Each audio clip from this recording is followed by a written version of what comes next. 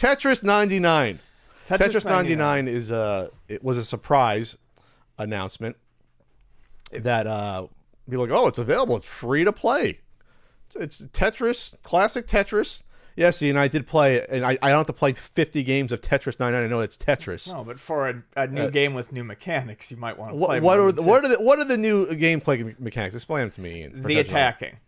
So the attacking is interesting because you have 4 options for your attacks. You can send them to KOs, you can send them to badges, you can send them to randoms, and you can KOs, badges, random, and your attackers. So Tetris 99 is a battle royale style. I mean, kind of, but you're playing all each other, 99 people, to get down to 1, and you're trying to eliminate everyone else in a more traditional. It's a traditional game of Tetris, except for the fact that you can attack other people. So I'll finish explaining the mechanics. So what you can do is every time you clear a line, 1 line doesn't do anything for you. 2 lines will send 1 line. 3 lines will send 2, and then 4 lines will send 4. Like traditional Tetris multiplayer. Right. But then you can choose where they're going, so that's where strategy comes in. The important thing is to get KOs, and I don't think anyone realized this the first night because there's no tutorial. So what you want to do is knock people out. When you knock people out, you get a piece of a badge. The more badges you have, the more the percentage of lines you send over. You send over more and more. Yeah, you send over more and more. So what's important is to keep your eyes on the periphery. You can set it to automatically try to attack and try to hit the ones that are close to knockout. That's what the knockout option is for. It'll try to direct where your attacks are going. But you can actually, especially if you're playing in portable mode, you can do it on the TV too. It's a little bit more fiddly. You can manually attack anyone you want by pressing their screen on the touch screen. So the goal then becomes to kind of build up your Tetris blocks, your bin, but also to kind of time when you drop the pieces and get your Tetrises so you can be the last attack on someone else, because then you're more likely to survive later on. If you don't actively go out and try to get KOs when you're playing, when you get to the last 30, you're fucked. So how do you target specific screens? I just said you touch the screen. You can touch anyone that you want to attack. Well, that would have been nice. That would have been nice if they explained it to me when I was playing it. Or you could have used you can use the left stick to pick one individually, but that's not the best. The way it targets and guides is pretty decent, but it's not perfect. I find a good strategy is to they put a tutorial in? I don't know, but these mechanics are definitely different. Well, no. When you're playing the game of Tetris, it's exactly the same. Sure, but you're saying that it's... The mechanics are the same when you're playing a game of Tetris. Yes, attacking each other from multiple angles, that's different. But the actual, I want to make a Tetris mechanics are exactly the same. Let's flip pieces that's not and drop what we were them. talking about. Yes, it is. That's the mechanics. The overall... This is the last time we're doing a podcast at 9 a.m. in the morning, because we're both cranky as fuck. Well, because... Jesus Christ. Because you got the mechanics are different. You got to give me shit about me just saying, well, the mechanics are the same when you're actually playing a game of Tetris. No, you said it's just a game of Tetris. You said there's no new mechanics. There's no mechanics when you're playing on your screen. There's no new mechanics. Okay, it's not Tetris 2 with bombs. All right, it's Tetris. There's new mechanics. Oh my fucking god. So anyway, attacking would be called a mechanic. I didn't play enough games for Ian's liking, but I did play it, and it was fun. It was fun.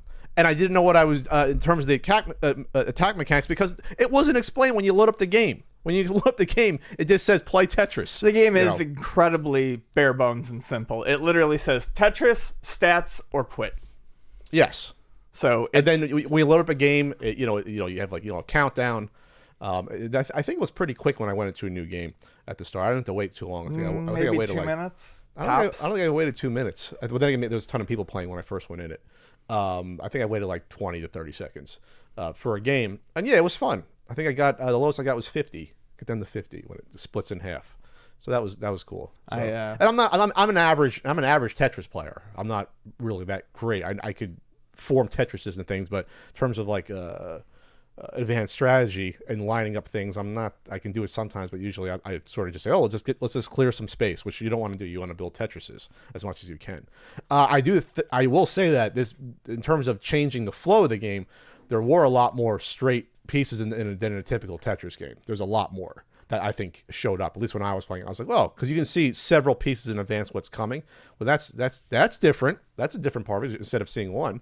And then there were a lot more opportunities to make Tetrises, I think, than in a typical game where I think it's a little more. You're not getting those straight pieces as quite as often. At least that's what I saw. I didn't notice that. I felt like it was normal, but I suck at Tetris, so I don't think it would really help me much anyways. It seemed for me they were coming out. If it was totally random, it seemed like it was coming out at a pace. When you're playing a regular Tetris game, it's not like you're getting one of those pieces every seventh piece, usually. At least when I play an old Tetris game. You're not getting one like every sixth or seventh piece. That's how many Tetris pieces there are. 1, 2, 3, 4. Yeah, there's like 6 or 7. So 2 L's, 2 Z's. 2 S's. 2 L's. Square. 2 Z's. Square. So there's like 8 pieces. And a straight. Yeah. So but it's fun, and you think they're going to start just charging, they're going to have to charge in a free-to-play game, you'd think. Well, I mean, the way I look at it is they released it. They made it available that day, which I kind of felt like they always announce something that is usually available later that day, whether it's demos or a smaller game. And I think the goal is this initially, since the game is free, people love Tetris. I think the goal was that's to try to get more subscriptions. Sure. So Nintendo says there's going to be online events to participate in. Yeah, I'm sure they'll keep adding to it. I'm trying to think what you could do for something like this to make it an online event, to really change it up that much, Well, you could just start with tournaments, but they got to have ideas. Maybe they'll add modified Tetris and be like, okay, for this event, maybe get to this many lines. But yeah, I think there's only one track and one background. People are going to get sick of that super fast.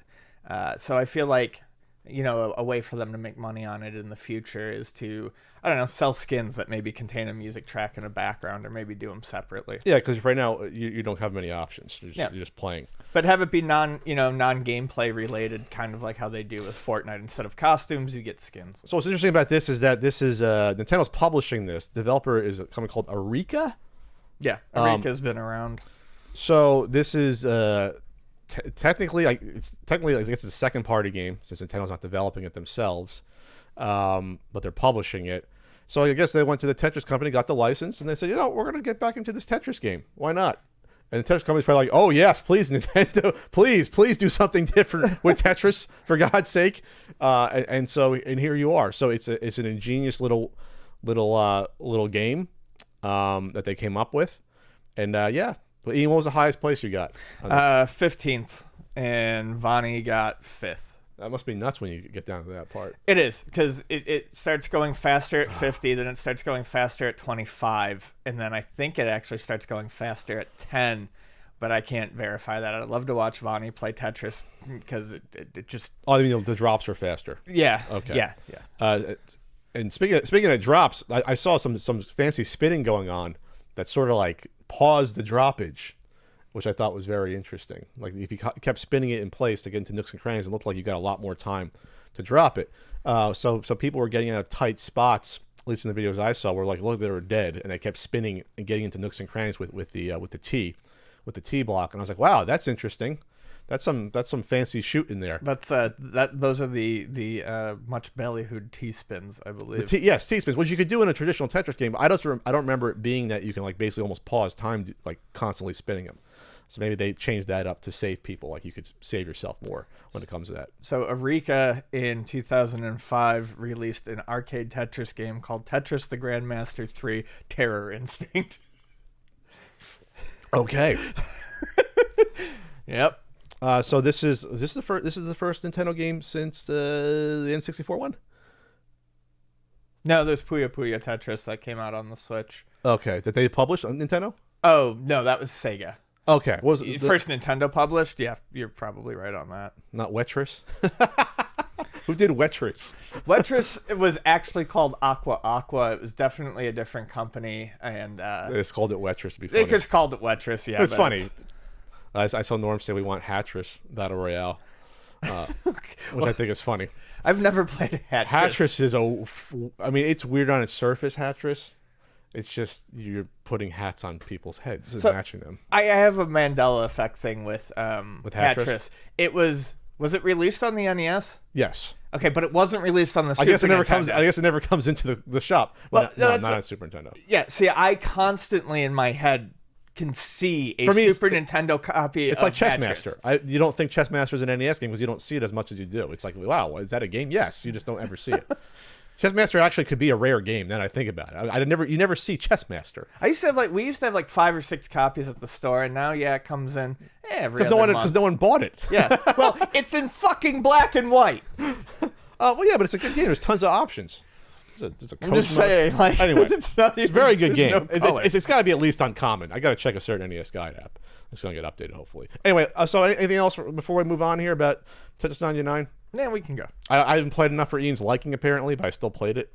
And don't blame me for not knowing to touch the screen when they don't tell me you can do that to attack everyone else. Just saying, when I say there's... How did you find out? Was it online somewhere? I retweeted and talked about it all day. Yeah, there was a Kotaku guide. So Kotaku had to make a guide instead of the company saying this is what you... Nintendo, what's going on, Nintendo? You don't drop the ball like that.